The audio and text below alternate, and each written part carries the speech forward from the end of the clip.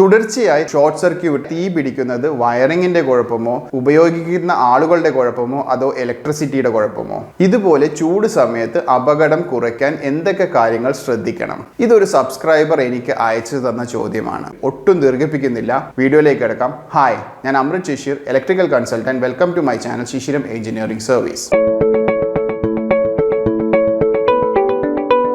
വീഡിയോയുടെ ഇൻട്രോയിൽ പറഞ്ഞ ചോദ്യങ്ങൾക്കുള്ള ഉത്തരമായിരിക്കും ഈ വീഡിയോയിൽ. തുടർച്ചയായ ഈ തീപിടുത്തം വയറിങ്ങിന്റെ കുഴപ്പമാണോ, ഉപയോഗിക്കുന്ന ആളുകളുടെ കുഴപ്പമാണോ, അല്ല ഇലക്ട്രിസിറ്റിയുടെ കുഴപ്പമാണോ?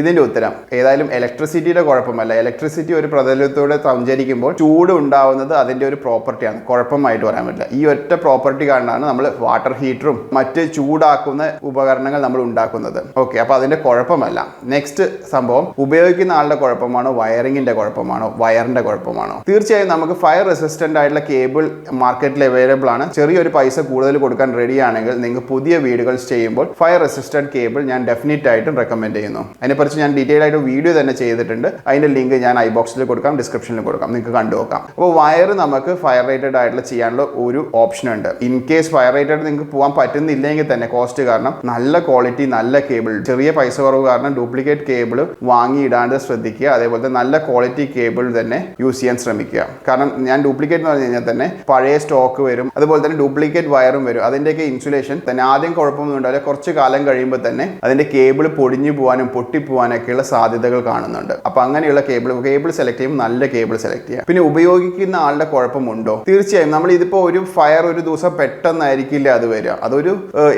ഏതൊരു അപകടം കാണിക്കുന്നത് പോലെയും ചെറിയ ചെറിയ സിംറ്റംസ് കാണിച്ചിട്ടായിരിക്കും ചിലപ്പോൾ ഒരു ഫയർ ആയിട്ട് ഒരു ദിവസം വരിക. ഫോർ എക്സാമ്പിൾ, ഇപ്പൊ നിങ്ങൾക്ക് ഒരു ലൂസ് കണക്ഷൻ ഉണ്ടെങ്കിൽ നിങ്ങൾക്ക് ചില സാധനങ്ങളൊക്കെ തൊടുമ്പോൾ ചൂടായിട്ട് നിങ്ങൾക്ക് അനുഭവപ്പെടാം, അല്ലെങ്കിൽ ചെറിയ പിരി എന്നുള്ള ഒരു ഒച്ച കേൾക്കുക. അങ്ങനെയൊക്കെ കേൾക്കുന്നത് ഇത് ചെറിയ ലൂസ് കണക്ഷനോ അല്ലെങ്കിൽ ഷോർട്ട് സർക്യൂട്ട് ആവാനുള്ള ഒരു സാധ്യതയാണ്. ഇങ്ങനെ ഒച്ച കേട്ടതിന് ശേഷമാണ്, ചൂടായതിനു ശേഷമാണ് നെക്സ്റ്റ് സ്റ്റെപ്പ് അതിന്റെ ഇൻസുലേഷൻ ഒരുക്കിയിട്ടാണ് ഈ തീപിടുത്തത്തേക്കൊക്കെ പോകുന്നത്. അപ്പോൾ ഇത്തരം ചെറിയ ചെറിയ സിംറ്റംസ് കാണിക്കുമ്പോൾ തന്നെ അത് ചെക്ക് ചെയ്യുക, അതിന് ഇഗ്നോർ ചെയ്യാണ്ടിരിക്കുക. ഫോർ എക്സാമ്പിൾ, ഇപ്പോൾ ഒരു സാധനം ഇടയ്ക്കിടയ്ക്ക് ട്രിപ്പ് ആവുന്നു, ELCB, RCCB, MCB ഒക്കെ ട്രിപ്പ് ആവുന്നു. പല സ്ഥലത്തും കണ്ടിട്ട് ട്രിപ്പ് ആവുന്ന സാധനം ബൈപ്പാസ് ചെയ്ത് കൊടുക്കുക, അല്ലെങ്കിൽ ഫ്യൂസ് അടിച്ചു പോകുന്ന സ്ഥലത്താണെങ്കിൽ ഫ്യൂസ് നല്ല കമ്പി വെച്ച് കെട്ടുക. അതുപോലെ തന്നെ വളരെ ഇമ്പോർട്ടൻ്റ് ആയിട്ടുള്ള ഒരു കാര്യമാണ് മെയിൻ്റനൻസ്. കൃത്യമായ മെയിൻ്റനൻസ്, MCB ആവട്ടെ, നമ്മുടെ DB ആവട്ടെ, അതേപോലെ സ്വിച്ച് ബോർഡും കാര്യങ്ങളൊക്കെ പൊടി പിടിച്ച് ഇങ്ങനെ നിൽക്കാതെ കൃത്യമായ മെയിൻ്റനൻസും കാര്യങ്ങളും ചെയ്യുക. ഇപ്പോൾ എക്സ്റ്റൻഷൻ ബോക്സ് യൂസ് ചെയ്യുന്നുണ്ടെങ്കിൽ തന്നെ കറക്റ്റ് ലോഡ് മാത്രം കണക്ട് ചെയ്യുക.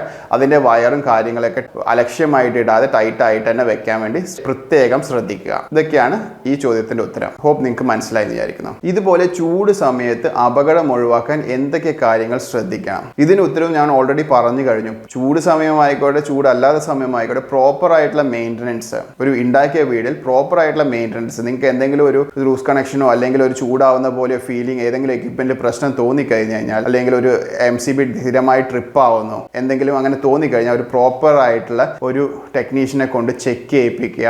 ആ ഫോൾട്ട് എന്തെങ്കിലും ഉണ്ടെങ്കിൽ ആ ഫോൾട്ടിനെ ഇഗ്നോർ ചെയ്യാണ്ട് അത് സോൾവ് ചെയ്തതിന് ശേഷം മുന്നോട്ട് പോവുക. ഇതാണ് ഏറ്റവും ഇമ്പോർട്ടൻ്റ് ആയിട്ടുള്ള കാര്യം. അതേപോലെ തന്നെ ഈ ഇലക്ട്രിക്കൽ ബോർഡുകളുടെയും മുകളിലും സ്വിച്ച് ബോർഡിൻ്റെ കയ്യിൽ എക്സ്റ്റൻഷൻ ബോർഡിൻ്റെ കയ്യിലൊക്കെ ചുറ്റും നിൽക്കുന്ന പരുത്തിയും പഞ്ഞിയും തുണിയൊക്കെ ഉണ്ടെങ്കിൽ അതിനെയൊക്കെ മാറ്റി വൃത്തിയായിട്ട് സെഗ്രിഗേറ്റ് ചെയ്ത് വെക്കാൻ ശ്രമിക്കുക. ചോദ്യത്തിൽ ചൂടുകാലത്തെ പറ്റി എടുത്തു പറഞ്ഞുകൊണ്ട് ഒരു പോയിന്റും കൂടി ഇതിനകത്ത് ആഡ് ചെയ്യാം. നമ്മൾ ചൂട് കാലത്താണല്ലോ AC ഓൺ ചെയ്യാൻ ശ്രമിക്കുന്നത്. നമ്മുടെ നാട്ടിൽ സാധാരണയായി 6-7 മാസം ഓഫ് ചെയ്ത് വെച്ച ഒരു ഉപകരണം ആദ്യമായിട്ട് നമ്മൾ ചൂട് കാലം തുടങ്ങുമ്പോഴാണ് ഓൺ ചെയ്യുക. മിക്കവാറും ഈ സമയത്ത് ഡ്രെയിൻ ബ്ലോക്ക് ആയതുകൊണ്ട് ഡ്രെയിൻ ഓവർഫ്ലോ ആയി വെള്ളം വീഴാനുള്ള സാധ്യതയുണ്ട്. ഇതും ഒരു ഷോർട്ട് സർക്യൂട്ടിലുള്ള ഒരു കാരണമാണ്. കാരണം മിക്കവാറും ACയുടെ അടിയിൽ ഒരു ടേബിൾ ഉണ്ടാവും, അതിനകത്ത് ഏതെങ്കിലും ഒരു എക്സ്റ്റൻഷനോ മറ്റ് ബോർഡുകളോ അല്ലെങ്കിൽ ഇലക്ട്രോണിക് എക്യുപ്മെന്റോ ഉണ്ടെങ്കിൽ നിങ്ങൾ പ്രതീക്ഷിക്കാതെ ആയിരിക്കും രാത്രി നിങ്ങൾ കിടക്കുമ്പോൾ ACയിൽ ഡ്രെയിൻ ഓവർഫ്ലോ ആയിട്ട് വെള്ളം വീണ് ഷോർട്ട് സർക്യൂട്ട് ഉണ്ടാവുന്നത്. അപ്പോൾ ഇത്തരം ചെറിയ ചെറിയ കാര്യങ്ങളാണ് നിങ്ങളിപ്പോൾ AC ഓൺ ചെയ്യുന്നതിനെക്കാട്ടും മുന്നേ AC ഒരു മെയിൻ്റനൻസ് ചെയ്യുക. അല്ലെങ്കിൽ നിങ്ങൾ തന്നെ യൂട്യൂബ് മറ്റുള്ള ഒരുപാട് വീഡിയോസ് ഉണ്ട് AC എങ്ങനെ ക്ലീൻ ചെയ്യാമെന്ന്, ബേസിക് ആയിട്ടുള്ള ഡ്രെയിൻ ക്ലീനിങ്ങും കാര്യങ്ങളൊക്കെ ശ്രദ്ധിച്ചതിന് ശേഷം നിങ്ങൾ AC ഓൺ ചെയ്യുക. ഐ ഹോപ്പ് ഈ ചോദ്യങ്ങൾക്ക് ഞാൻ വ്യക്തമായിട്ടുള്ള ഒരു ഉത്തരം നൽകാൻ ശ്രമിച്ചിട്ടുണ്ട്.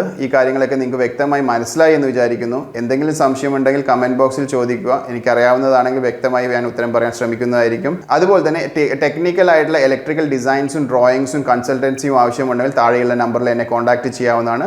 ശിശിരം എഞ്ചിനീയറിംഗ് സർവീസ് നിങ്ങളുടെ പുതിയ വീടിൻ്റെയോ കൊമേഴ്ഷ്യൽ ബിൽഡിങ്ങിൻ്റെയോ അഥവാ ഫാക്ടറിയുടെയോ ഇലക്ട്രിക്കൽ ഡിസൈൻസും ലേഔട്ട് ഡ്രോയിങ്സും ചെയ്തു കൊടുക്കുന്നതാണ്. സിവിൽ ഡ്രോയിങ് നമുക്ക് അയച്ചു തന്നു കഴിഞ്ഞാൽ നിങ്ങളുടെ ആവശ്യങ്ങൾ നമ്മളായിട്ട് ഡിസ്കസ് ചെയ്ത് കഴിഞ്ഞാൽ നിങ്ങൾക്ക് ഇലക്ട്രിക്കൽ ഡ്രോയിങ്സ്, അതിൽ പ്രത്യേകിച്ചും അതിൻ്റെ ലേഔട്ട് ഡ്രോയിങ്സ്, ലൈറ്റും ഫാനും അങ്ങനെയുള്ള സോക്കറ്റ്സും ഏത് പൊസിഷനിൽ വേണം എന്നുള്ള കാര്യം, അതേപോലെ തന്നെ അതിൻ്റെ കോൺഡ്യൂട്ട് പൈപ്പിൻ്റെ ലേഔട്ടും സർക്യൂട്ട് വയർസിൻ്റെ ലേഔട്ടും DB ഡിസൈൻസും, അതേപോലെ തന്നെ DBയിലെ സ്വിച്ച് ഗിയർ ഐറ്റംസ് ആകും പ്രൊട്ടക്ഷൻ ഡിവൈസസുകളുടെയും സ്പെസിഫിക്കേഷനും സൈസും കൃത്യമായി മെൻഷൻ ചെയ്തിരിക്കും. അത് MCBയുടെ സൈസിങ്ങും യൂസ് ചെയ്യേണ്ട കേബിളിൻ്റെ സൈസിങ്ങും, അതുപോലെ തന്നെ RCCB, SPD, ലൈറ്റ്നിങ് പ്രൊട്ടക്ഷൻ, ആവശ്യമുള്ള എല്ലാ പ്രൊട്ടക്ഷനും കാര്യങ്ങളും എന്തെങ്ങനെയാണ് എവിടെയൊക്കെയാണ് കൊടുക്കേണ്ടത് എന്നൊക്കെ ഡീറ്റെയിൽ ആയിട്ട് ഡിസൈൻ ചെയ്ത് തരുന്നതായിരിക്കും. അതുകൂടാതെ തന്നെ CCTV ലേഔട്ട്സും ഫ്യൂച്ചറിൽ സോളാർ വാട്ടർ ഹീറ്റേഴ്സും സോളാർ പവർ പ്ലാന്റും ഇൻസ്റ്റാൾ ചെയ്യേണ്ട ഫീസിബിലിറ്റി ഡ്രോയിങ്സും, ഇതുകൂടാതെ തന്നെ പ്ലംബിങ്ങും മറ്റ് എസ്റ്റിമേഷൻ ഡിസൈൻസും ഒക്കെ അവൈലബിൾ ആണ്. താല്പര്യമുള്ളവർക്ക് താഴെയുള്ള നമ്പറിൽ കോൺടാക്ട് ചെയ്യാവുന്നതാണ്. ഈ വീഡിയോ ഇഷ്ടപ്പെട്ടെങ്കിൽ ലൈക്ക് ചെയ്യുക,